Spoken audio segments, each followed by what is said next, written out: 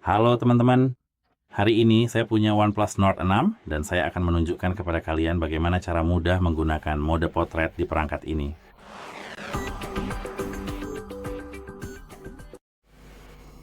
Jadi sepertinya sama kalian perlu membuka aplikasi kamera. Dan di sini seperti yang bisa kalian lihat kita punya mode potret. Jadi kita punya mode potret untuk foto di sini dan juga potret untuk video.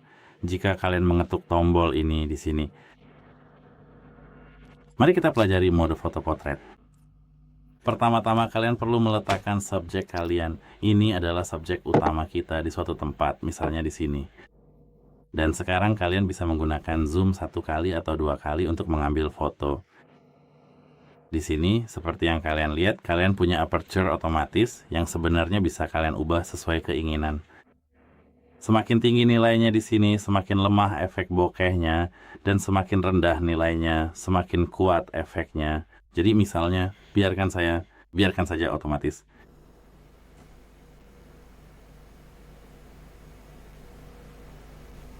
Dan sekarang, saya perlu mundur sedikit agar bisa mengambil foto, dan inilah sebenarnya foto potret kita.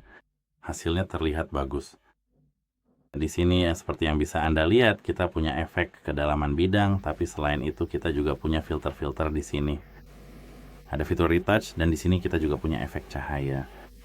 Kita bisa membuat potret kita tampak bercahaya, dreamy atau berkabut. Dan Anda sebenarnya bisa mencobanya, bisa dicoba langsung. Anda masih bisa menyesuaikan sesuai preferensi Anda. Tidak ada aturan khusus di sini. Saya sendiri lebih suka fitur retouch benar-benar dimatikan karena menurut saya itu justru merusak foto. Dan untuk filter, saya lebih suka memilih filter setelah mengambil foto supaya saya bisa melihat seperti apa hasil fotonya nanti dan saya bisa waduh, ponsel saya jatuh. Dan saya bisa Anda tahu melihat seperti apa hasil fotonya setelahnya. Saya sebenarnya tidak perlu mengubahnya sekarang. Jadi kita bisa memilih filter none seperti asli. Dan sebenarnya itu saja untuk mode potret. Tempatkan subjek Anda di tengah atau sebenarnya tidak harus di tengah.